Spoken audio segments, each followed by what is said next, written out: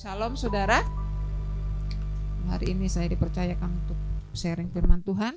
Saya rindu untuk kita melihat suatu perumpamaan Tuhan Yesus. Ini perumpamaan yang sering sekali kita dengar, bahkan di sekolah minggu saya sering kali cerita perumpamaan ini, karena kalau buat anak sekolah minggu tuh perumpamaan tuh seru ya, karena ada kehidupan sehari-hari tapi yang dibawa oleh Tuhan Yesus menjadi cerita untuk mengajar kita. Kita akan buka Lukas pasal ke-15. Lukas pasal yang ke-15 ayat 8 sampai 10. Kalau orang sering menceritakan tentang ini, pasal 15 ada 3 perumpamaan, dan seringkali kita dengar 2 perumpamaan yaitu tentang domba yang hilang dan anak yang hilang. Tapi saya hari ini pengen membagikan tentang dirham yang hilang ya. Ceritanya sangat singkat, cuma 3 ayat, tapi saya percaya di dalamnya juga ada ajaran-ajaran atau Tuhan ingin membagikan sesuatu kepada kita supaya kita lebih mengerti tentang Dia dan hatinya ya. Kita buka Lukas pasal 15 ayat 8 sampai 10, hanya 3 ayat. Kita baca perumpamaan tentang dirham yang hilang. Atau perempuan manakah yang mempunyai 10 dirham, dan jika ia kehilangan 1 di antaranya, tidak menyalakan pelita dan menyapu rumah serta mencarinya dengan cermat sampai ia menemukannya. Dan kalau ia telah menemukannya, ia memanggil sahabat-sahabat dan tetangga-tangganya serta berkata, "Bersukacitalah bersama-sama dengan aku, sebab dirhamku yang hilang itu telah kutemukan. Aku berkata kepadamu, demikianlah juga akan ada sukacita pada malaikat-malaikat Allah karena 1 orang berdosa yang bertobat." Puji Tuhan. Sampai di situ. Cuma 3 ayat perumpamaan singkat ya saudara ya. Jadi perumpamaan tentang dirham, kalau kita baca di kamus belakang mungkin ada saudara, apa sih dirham ya? Dirham di kamus Alkitab belakang itu kita akan lihat dirham itu, bagian kamus saya bacakan, dirham atau bahasa Yunaninya tuh drachma ya, di bahasa aslinya drachma, yaitu mata uang emas dari Persia seberat kurang lebih 8 gram, tapi juga berarti mata uang perak dari Yunani yang nilainya hampir sama dengan 1 dinar. 2 dirham ialah bea untuk bait Allah. Jadi saya akan lebih yang kedua, yaitu mata uang perak, karena di bahasa Inggrisnya disebut silver coin ya, mata uang perak dari Yunani yang nilainya hampir sama dengan 1 dinar. Ya, 1 dinar itu kita sering dengar itu upah sehari. Ya, jadi hampir mendekati 1 dinar drachma itu, atau di sini dikatakan dirham. Jadi kalau kita kurs ke zaman kita sekarang mungkin sekitar 130 sampai 150 ribu rupiah 1 koin itu nilainya ya. Jadi perumpamaan tentang dirham yang hilang ini, ada seorang perempuan yang punya dirham dan dirham itu hilang. Perumpamaan ini sebenarnya adalah jawaban Tuhan Yesus kepada pertanyaan atau sungutan orang ahli Taurat dan orang Farisi. Ya, jadi ahli Taurat dan orang Farisi itu bersungut-sungut, dia nggak suka dengan apa yang Tuhan Yesus lakukan. Kalau kita baca di pasal 15 ayat 1 dan 2, kita lihat pasal 15 ayat 1. Ini perumpamaan ini dikatakan Tuhan Yesus diceritakan sebagai tanggapan atas ayat 1 dan 2 ini ya. Ayat 1, para pemungut cukai dan orang-orang berdosa biasanya datang kepada Yesus untuk mendengarkan Dia. Maka bersungut-sungutlah orang-orang Farisi dan ahli-ahli Taurat, katanya, ia menerima orang-orang berdosa dan makan bersama-sama dengan mereka. Nah, ini karena perkataan inilah Tuhan Yesus menceritakan 3 perumpamaan ini. Ya, jadi para pemungut cukai dan orang berdosa itu datang pada Yesus untuk mendengarkan Dia. Ini luar biasa ya. Jadi jemaatnya, orang-orang yang mendengarkan Yesus pada waktu itu bukan cuma orang baik-baik yang ingin ke gereja, yang istilahnya memenuhi kewajiban agama. Enggak saudara. Tapi kalau kita lihat banyak orang berdosa, luar biasa. Pemungut cukai, orang berdosa, ada mungkin pelacur, apalagi orang-orang berdosa yang dikatakan kalau orang-orang Farisi mengatakan tuh orang-orang itu enggak layak sebenarnya untuk bergaul dengan mereka ya. Orang-orang Farisi dan ahli Taurat menempatkan suatu nilai yang lebih rendah kepada orang-orang berdosa ini ya. Mereka katakan, kok Tuhan itu Yesus kok menerima orang-orang berdosa dan makan bersama-sama dengan mereka, karena mereka merasa orang-orang itu enggak pantas seharusnya bergaul sama mereka itu dan makan bersama dengan mereka, apalagi makan ya. Jadi mereka menempatkan satu nilai yang rendah buat orang-orang berdosa ini. Tapi Yesus menjawab dengan 3 perumpamaan ini. Dia menunjukkan ini hatiku. Gak seperti hatimu, gak seperti pikiranmu. Ya. Kalau domba yang hilang, dirham yang hilang, anak yang hilang, tuh semua yang hilang dan ditemukan. Yesus, gembala yang baik melambangkan Yesus, juga nanti ada perempuan, ada bapak yang kehilangan anaknya yang berfoya-foya di luar. Itu orang-orang yang menemukan sesuatu yang hilang. Menemukan orang-orang atau mereka yang berharga bagi dia untuk pulang kembali kepada tangannya. Seperti itulah hati Tuhan untuk orang-orang berdosa. Karena memang kita ini semua diciptakan sama sebenarnya, betul ya saudara ya. Manusia itu diciptakan menurut gambar dan rupa Allah. Bukan segambar, tapi menurut gambar dan rupa Allah. Beda saudara ya. Saya bagian sedikit menurut gambar, berarti gambar itu siapa? Gambar Allah itu siapa saudara? Coba kita buka Kolose sedikit ya saudara, supaya saudara mengerti juga. Kita semua ini diciptakan segambar. Kolose 1. Supaya saudara mengerti. Kolose 1 ayat berapa ya? Ayat 15. Kolose 1 ayat 15. Ia adalah gambar Allah yang tidak kelihatan, yang sulung lebih utama dari segala yang diciptakan. Jadi kita ini diciptakan menurut, iya tadi maksudnya itu Yesus. Gambar Allah itu Yesus. Kita diciptakan menurut gambarnya Allah. Jadi kalau ada kita punya gambar, punya foto ya diciptakan menurut itu. Menurut gambarnya itu. Semua manusia diciptakan menurut gambarnya Allah. Tapi kalau kita baca di Kejadian saudara itu, Tuhan menciptakan kita menurut gambarnya. Sebenarnya kalau ayat sebelumnya dikatakan mari kita menciptakan manusia ya menurut gambar dan rupa. Tapi selanjutnya dikatakan lalu Tuhan menciptakan manusia menurut gambar. Rupanya belum saudara ya. Tadi dikatakan mau diciptakan segambar dan serupa, menurut gambar dan menurut rupanya Tuhan. Tapi ayat berikutnya kita baru diciptakan menurut gambar, belum menurut rupa pada saat itu. Ya, tapi ketika kelanjutannya manusia hidup di Taman Eden, bukan harusnya dia berjalan menjadi menurut rupanya Tuhan itu, tapi malah jatuh dalam dosa, merusak gambar itu sendiri.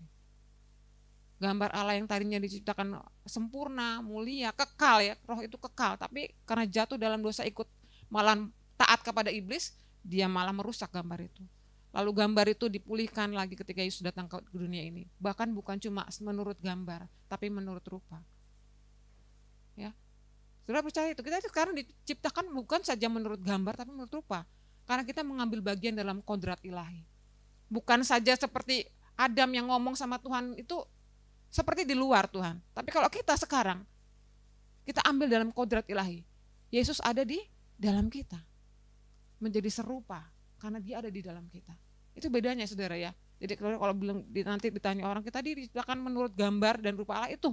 Dulu diciptakan gambar tapi jatuh, gambarnya rusak, tapi Tuhan datang ke dalam dunia ini memulihkan hidup saudara, dosa saudara diampuni, saudara dipulihkan. Bahkan gak cuma itu, jadi dibalikan lagi gambarnya seperti dulu.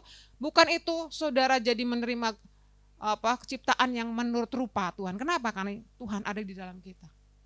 Oke, begitu ya. Itu jadi makanya Tuhan tuh bilang kita ini semua sebenarnya kalian tuh manusia tuh sama sebenarnya dan punya posisi yang sama ketika mereka semua dalam tersesat, kehilangan mereka. Ya. Kita masuk ke perumpamaan dirham yang hilang saudara ya. Nah, perempuan mana ayat 8 yang mempunyai 10 dirham dan jika ia kehilangan satu di antaranya tidak menyalakan pelita dan menyapu rumah serta mencarinya dengan cermat sampai ia menemukannya. Nah, ini kalau dirham nih repot ya. Kalau tadi domba mungkin dia sadar ya tersesat, terhilang dari kelompoknya. Domba itu sebenarnya binatang cerdas, tapi dia ngikutin kelompoknya saudara. Jadi kalau dia kehilangan kelompoknya, dia nggak tahu jalan pulang.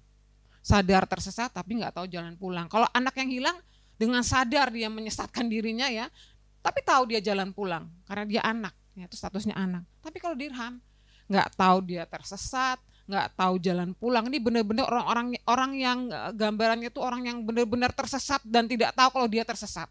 Ya, lupa ingatan. amnesia, nggak tahu, dia tersesat, nggak tahu kalau dirinya itu sudah lewat jauh dari jalannya Tuhan. Nah, dirham yang hilang ini adalah gambaran manusia yang nggak tahu dirinya tersesat, apalagi mau jalan pulang sama sekali nggak tahu. Itu benar-benar orang-orang di luar sana yang belum mengerti keselamatan, siapa Yesus itu, apa yang dia perlukan untuk hidup yang lebih baik, nggak tahu ya. Jadi dirham ini satu hilang ya saudara ya. Tadi kita bahas kalau dirham itu, satu dirham itu mungkin sekitar 130.000 atau 150.000 rupiah nilainya ya. Tapi apa artinya ya kalau kita baca nih, dia sampai nyalakan pelita, nyarinya, menyapu sampai mencarinya dengan cermat sampai ketemu. Apa sampai sebesar itu ya nilainya, sampai dia tuh sampai ngotot sampai harus ketemu. Emang ada penafsir yang mengatakan bahwa ini adalah sebenarnya saving atau simpanan perempuan itu, tabungan perempuan itu ya 10 dirham. Tapi saya lebih setuju kepada penafsiran yang mengatakan bahwa ini dirham-dirham ini adalah mas kawin. Mas kawin yang diberikan kepada seorang perempuan dari seorang laki-laki ketika dia mau melamar atau mau menikahinya. Coba kita lihat satu gambar, saya minta tolongnya, ini gambar 10 dirham yang, nah ini saudara ya. Jadi zaman dulu itu ada mas kawin, orang Timur Tengah itu memberi mas kawin kepada pasangannya, mempelai wanitanya itu seperti ini.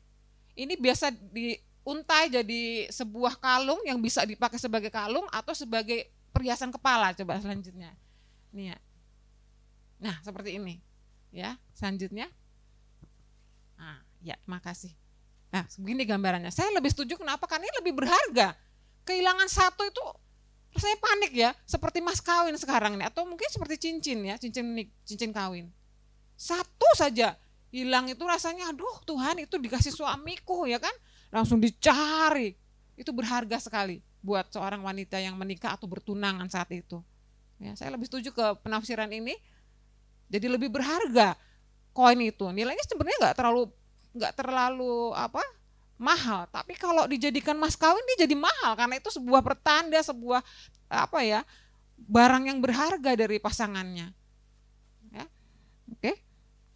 Jadi dia kehilangan satu dari perhiasannya ini yang dipasang di kepalanya ini. Lalu dia mulai mencari, ya, mencari satu dirham itu. Kalau dipikir nyapu, zaman dulu belum ada listrik ya, mereka juga lantainya dari tanah, dindingnya dari batu dan tanah, dan nggak ada, jarang yang punya jendela, paling cuma satu, jadi itu gelap, jadi mesti pakai pelita tuh mesti pakai minyak saudara. Untuk mencari itu perlu berapa minyak, kan itu mahal sekali. Tapi nyata bahwa dirham ini sesuatu yang berharga buat wanita itu ya, jadi dia mencari sampai ketemu. Kalau kita lihat pelita itu gambaran apa saudara? Kalau kita baca di Mazmur, pasti sudah tahu semua, Mazmur 119 ayat 105.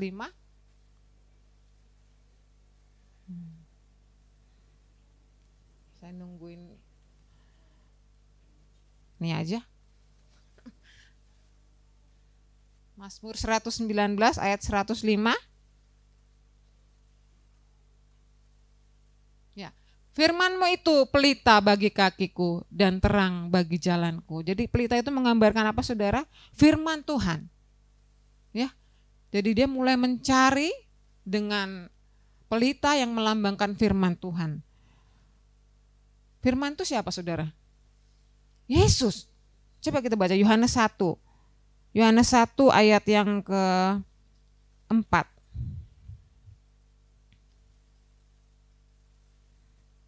Dalam dia ada hidup, dan hidup dalam dia itu maksudnya Yesus ya. Kalau saudara baca Yohanes 1 sampai ayat 1 sampai 18 itu berbicara tentang firman yang menjadi manusia ya. Pada mulanya adalah firman, saya baca di ayat 1. Firman itu bersama-sama dengan Allah dan firman itu adalah Allah. Ia pada mulanya bersama-sama dengan Allah. Segala sesuatu dijadikan oleh dia dan tanpa dia tidak ada satu pun yang telah jadi dari segala yang telah dijadikan. Dalam dia ada hidup dan hidup itu adalah terang manusia. Jadi dengan terang Kristus. Sebenarnya kalau kita lihat di Lukas tadi, saudara, itu yang perumpamaan, 3 perumpamaan itu, yang perumpamaan gembala itu laki-laki yang kehilangan ya.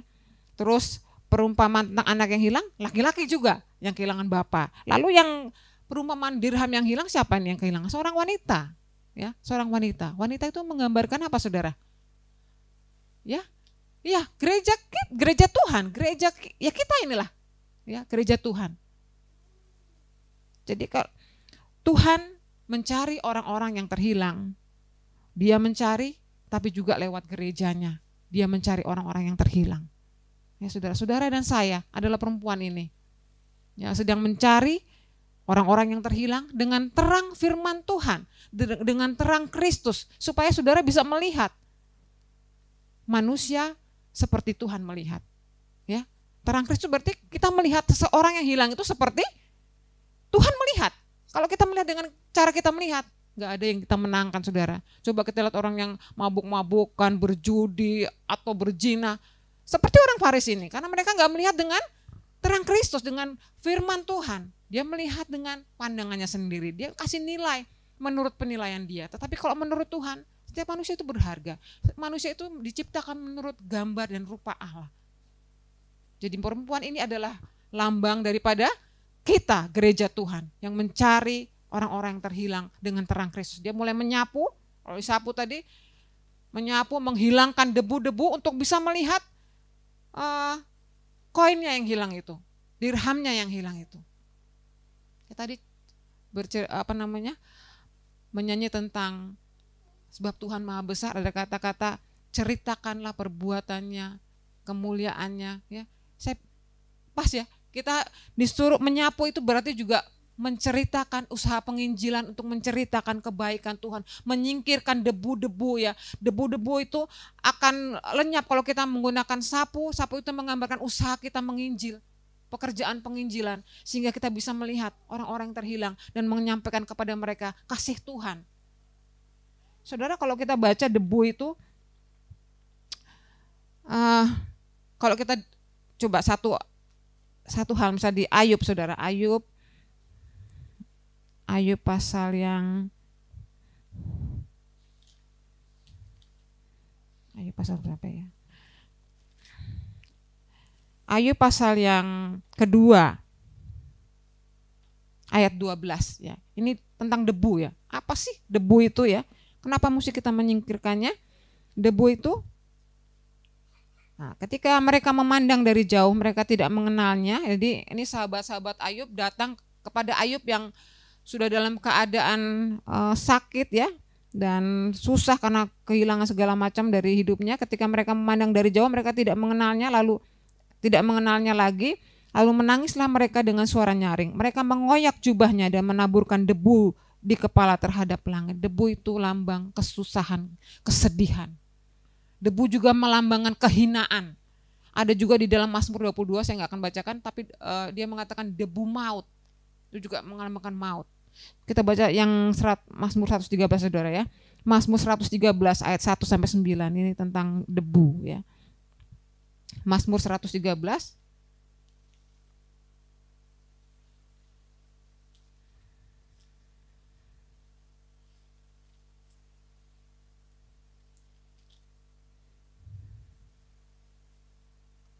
Mazmur 113 saya bacakan ayat 1 sampai 9, saya bacakan satu pasal aja.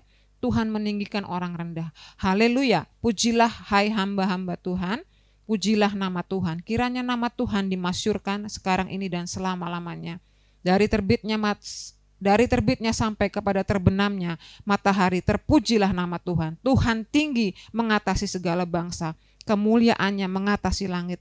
Siapakah seperti Tuhan Allah kita yang diam di tempat yang tinggi, yang merendahkan diri untuk melihat ke langit dan ke bumi. Ia menegakkan orang yang hina dari dalam debu dan mengangkat orang yang miskin dari lumpur untuk mendudukan dia bersama-sama dengan para bangsawan, bersama-sama dengan para bangsawan bangsanya. Ia mendudukan perempuan yang mandul di rumah sebagai ibu anak-anak penuh sukacita. Haleluya. Ya, dikatakan tadi ayat 7, dan mengangkat orang yang ia menegakkan orang yang hina dari dalam debu. Jadi debu itu melambangkan tadi satu kesedihan, ada juga melambangkan maut, dia juga melambangkan penghinaan. Jadi kita dengan sapu penginjilan kita membersihkan debu-debu itu, membawa orang-orang itu membawa orang-orang itu kepada terang Kristus ya, dan menunjukkan kepada mereka itu berharga. Itu tugas kita sebagai gereja Tuhan, memberitakan, menceritakan perbuatan Tuhan kepada mereka. Ya, puji Tuhan.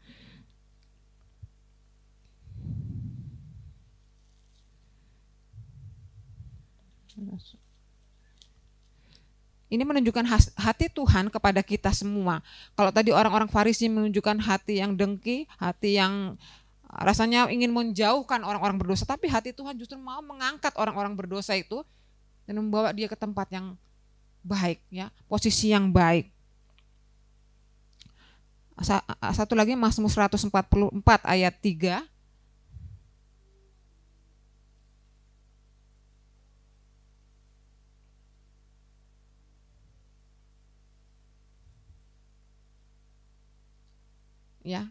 Ya Tuhan, apakah manusia itu sehingga Engkau memperhatikannya, dan anak manusia sehingga Engkau memperhitungkannya. Ya, jadi semua anak manusia itu diperhatikan dan diperhitungkan oleh Tuhan.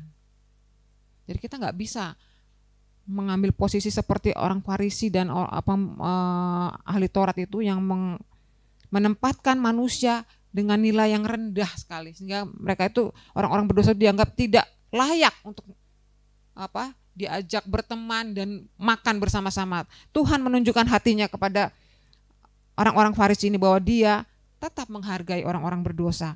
Jadi oleh karena dia sangat menghargai, maka dia tadi mengutus kita gerejanya untuk memberitakan kepada mereka kasih Tuhan dan membawa mereka kepada posisi yang lebih baik. Karena dengan kasih Tuhan, saudara, orang-orang itu bisa melihat bahwa sebenarnya dosa itu bukan kodrat mereka. Saya dulu suka merasa bahwa kita ini orang berdosa, yang kodrat kita ini memang berdosa, tapi sebenarnya enggak, saudara. Saya sudah terangkan kemarin tentang dosa itu bagaimana. Dosa itu sebenarnya sesuatu yang melekat pada kita dan bisa dipindahkan, bisa dibuang. Seperti benalu, ya saudara, ya. Bukan kodrat kita jadi orang berdosa. Kodrat kita itu jadi orang yang mulia bersama dengan Tuhan. Hidupnya kudus, suci, dan menerima roh yang kekal. Tapi karena jatuh dalam dosa, kita enggak kekal lagi, saudara. Bukan kodrat kita orang berdosa. Kita ini kodratnya adalah diciptakan menurut gambar dan rupa Tuhan itu bagaimana? Suci, kudus, ya mulia. Seperti itulah kita. Jadi kalau kita memandang orang lain dengan bagaimana Tuhan memandang mereka, saudara nggak perlu lagi merasa kok begitu sih orangnya ya, kok begitu sih. Kalau kita punya hati Tuhan, maka kita akan menceritakan kepada mereka hati Tuhan buat mereka. Tuhan mengasihimu, walaupun dia orang yang jatuh, ya dimanapun posisinya dia orang yang sadar sama dosanya, seperti kayak domba yang hilang ini, sadar dia tersesat tapi nggak bisa pulang, atau seperti anak yang hilang sadar dan tahu jalan pulang, atau seperti dirham yang hilang ini nggak tahu dia tersesat dan tidak tahu jalan pulang. Kita tetap akan mengasihi mereka, dan Tuhan memang begitu hati Tuhan. Ya, dia tetap mengasihi orang yang berdosa. Kalau kita melihat ya koin itu, saudara, koin itu kan ada gambarnya ya, saudara ya. Mata uang logam itu ada gambarnya. Kalau zaman dahulu itu gambarnya itu gambar kaisar. Jadi gambar orang yang memerintah saat itu, menguasai mereka. Coba kita lihat ayatnya, Matius 22. Matius 22.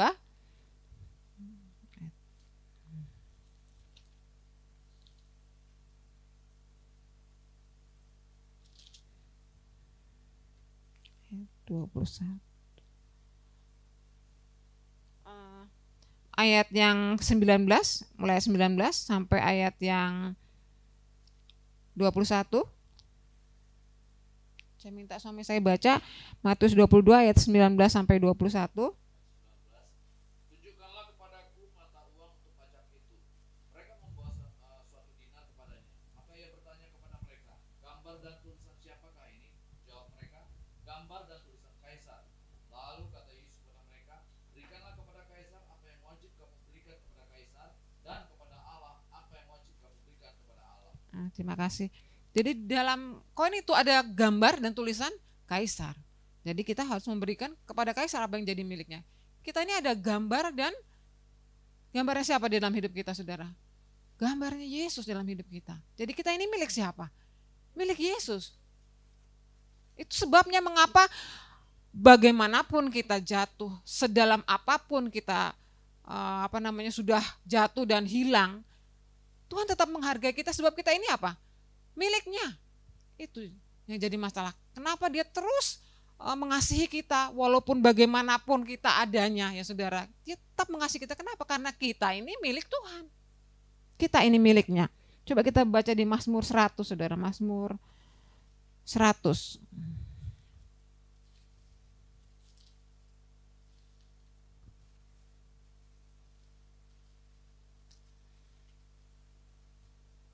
Mazmur 100 ayat yang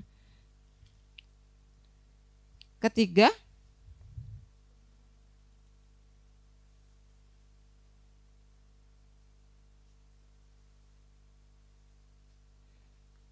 Ketahuilah bahwa Tuhanlah Allah, dialah yang menjadikan kita dan punya dialah kita, umatnya dan kawanan domba gembalaannya. Jadi kita ini punya Tuhan. Dan bukan cuma punyanya doang udah gitu, tapi punyanya milik Tuhan yang berharga. Sama seperti tadi wanita itu.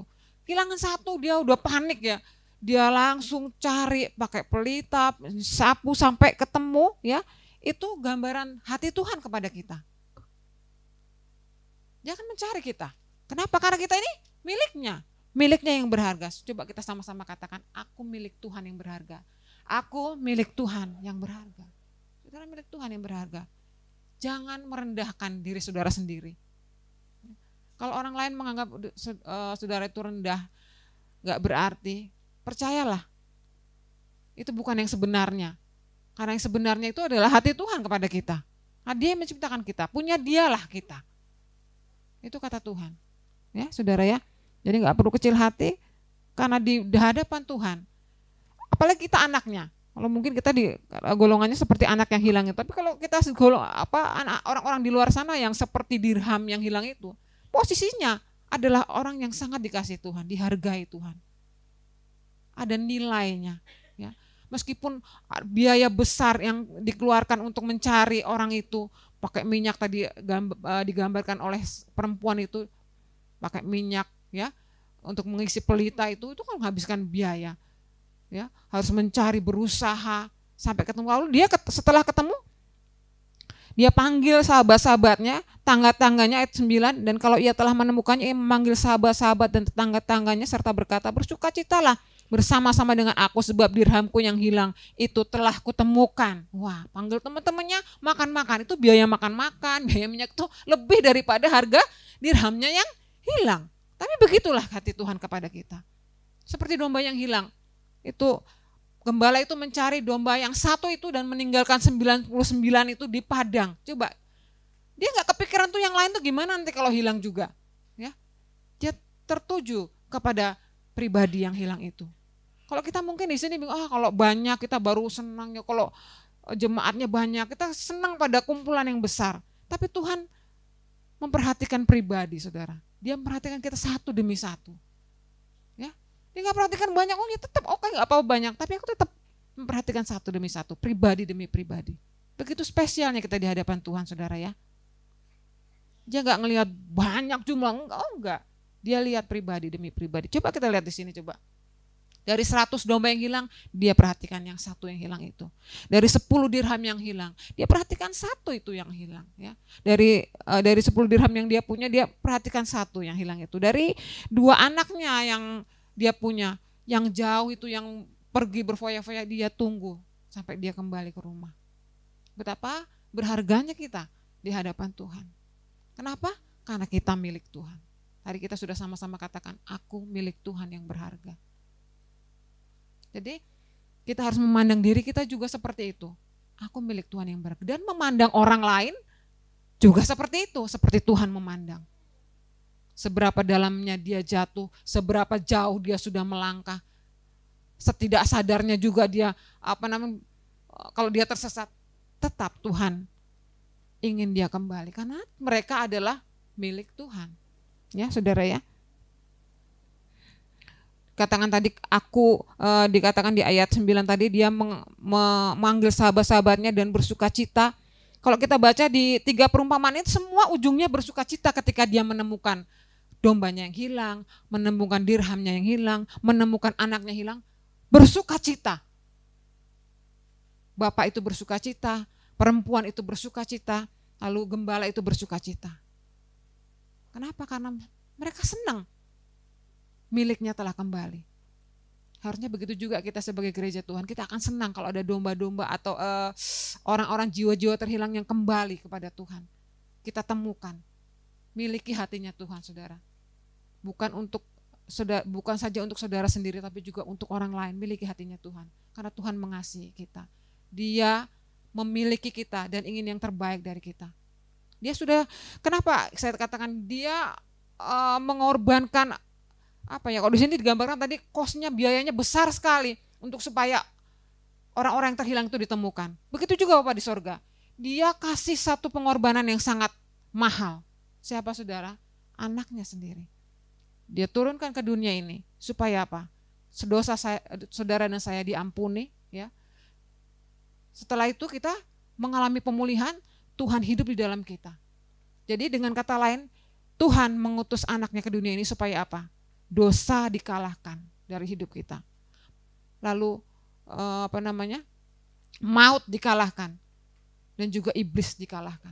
Jadi saudara, sekarang ada orang yang menang, orang yang bebas. Semua yang jadi penghalang-penghalang kita untuk menerima hidup yang lebih baik, kemuliaan Tuhan itu sudah dikalahkan oleh Tuhan. Dosa, maut, ya, iblis sudah Tuhan kalahkan. Dia menyapu itu semua dari kehidupan kita sehingga kita bisa menerima satu kehidupan yang baik. Coba kalau kita bayangkan koin yang sudah jatuh itu pasti koin yang kotor ya saudara ya. Coba kalau kita lihat koin di luar sana yang jatuh-jatuh saudara pasti nggak mau ngambil itu kan, udah jelek, udah kotor, udah nggak mau ngambil lagi. Tapi Tuhan kita nggak seperti itu. Koin-koin yang kotor itu tetap punya nilai di hadapan Dia. Kalau itu menggambarkan orang-orang yang terhilang, tetap mempunyai nilai di hadapan Tuhan, punya value, punya nilai yang berharga. Jadi saya melalui cerita ini saya ingin saudara punya gambaran bahwa Tuhan kita itu adalah Tuhan yang mengasihi kita bagaimanapun kondisi kita. Juga bagaimanapun kondisi orang-orang yang saat ini mungkin kita doakan, ya mungkin ada kita punya tetangga, punya family, keluarga yang terhilang, masih terhilang, golongan yang terhilang. Tapi ketahuilah saudara, kalau saudara terus ya mendoakan mereka, membagikan, menyapu bersih ya semua yang menutupi kebaikan dalam hidup mereka, saya percaya suatu ketika mereka akan datang kepada Yesus dan menerima Yesus sebagai juru selamat dan menerima semua yang baik yang sudah Tuhan sediakan bagi kita. Puji Tuhan ya. Kita baca Zefanya 3 ayat 17 sebagai ayat penutup. Ini hati Tuhan bagi kita semua. Zefanya 3 ayat 17.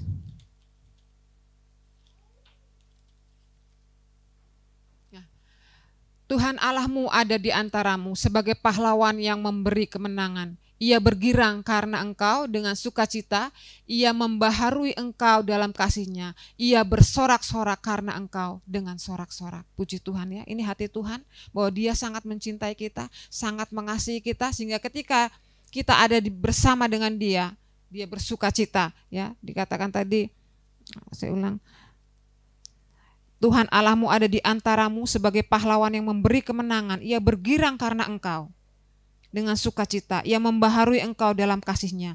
Ia bersorak-sorak karena engkau dengan sorak-sorai. Ayat 18, seperti pada pertemuan raya. Ya, aku akan mengangkat malapetaka, ayat 18-nya ya. Aku akan mengangkat malapetaka daripadamu sehingga oleh karenanya engkau tidak lagi menanggung celah. Ya, puji Tuhan. Itu janji Tuhan buat kita. Sudah harus bersyukur karena Tuhan sudah mengangkat kita. Tapi jangan berhenti ya di situ karena kita punya tanggung jawab orang-orang di sekitar kita. Jadilah seperti wanita yang kehilangan dirhamnya ini ya. Anggap itu sebagai dirham yang hilang dari hidup kita ya. Dirham yang hilang dari rangkaian perhiasan yang kita miliki itu. Mereka harus kita temukan.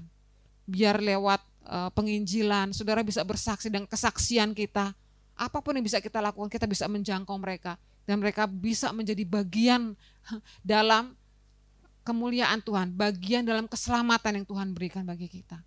Tergabung di dalam satu rangkaian perhiasan tadi, mas kawin tadi, ya, drahma itu. Jadi kita sama-sama menjadi orang-orang yang menerima kemuliaan Tuhan. Kita sudah dibebaskan dari dosa, maut, ya, dibebaskan dari iblis. Maka kalau saudara Saudara menikmati nggak hidup yang berkemenangan itu? Ya, saudara menikmati? Kadang saya suka bikin, saya nih sakit Tuhan sembuhkan, punya punya masalah Tuhan selesaikan. Saya suka berpikir kalau orang lain yang di luar Tuhan tuh gimana ya? Gimana kalau mereka terus menerus gak bisa punya jalan keluar atas masalah mereka, itu gimana? Gak heran kita lihat orang bunuh diri ya, melakukan aksi-aksi yang brutal untuk mengatasi masalahnya. Kenapa? Karena mereka gak punya jalan keluar, saudara. Saudara dan saya punya. Ya betul kan? Saudara setiap punya masalah Tuhan selesaikan. Coba bayangkan orang-orang di luar sana yang dalam keadaan putus asa, gak punya Yesus dalam hidup mereka, ya, tidak tahu mau kemana, dan akhirnya mereka harus ambil jalan pintas untuk masalah-masalah hidup mereka. Jadi saya dorong saudara untuk bisa membagikan itu kepada saudara kita, dirham-dirham yang hilang itu, menceritakan kepada mereka ada jalan keluar. Nah, selalu ada jalan keluar bagi hidupmu. Kita harus ceritakan kepada mereka sehingga mereka juga punya jalan keluar atas masalah mereka. Kita kan nggak pernah punya jalan buntu ya saudara, percaya itu? Iya, tapi mereka di luar sana punya jalan buntu karena mereka nggak punya jalan keluar. Mereka belum dikembalikan kepada gambarnya, ya, apalagi rupanya, ya, saudara. Jadi cerita ini menunjukkan kepada kita semua bahwa sebagai gereja Tuhan, yaitu perempuan itu tadi, kita harus mulai menyapu, memberitakan Injil, menceritakan perbuatan Tuhan, kemuliaan Tuhan kepada mereka yang terhilang, sehingga mereka juga punya pengalaman yang sama dengan kita. Bukan cuma kita yang ditolong, tapi mereka juga ditolong. Ya. Puji Tuhan. Firman Tuhan tidak saya panjang lebarkan. Kita akan berdoa. Kita nyanyi lagu yang sudah biasa kita nyanyikan, besar anugerah-Mu, karena anugerah Tuhan yang sudah menyelamatkan kita. Anugerah Tuhan yang membawa kita kepada keselamatan. Sehingga kita menjadi orang-orang yang serupa, segambar dan serupa dengan Tuhan. Saya teringat satu ayat di Roma 8. Roma 8 itu adalah pasal favorit saya. Ada satu ayat di sana yang mengatakan, Roma 8 ayat 29. Sebab semua orang yang dipilihnya dari semula, mereka juga ditentukannya dari semula untuk menjadi serupa dengan gambaran anaknya, supaya ia anaknya itu menjadi yang sulung di antara banyak saudara. Kita ini dipilih, ditentukan untuk menjadi serupa dengan gambaran anaknya. Puji Tuhan.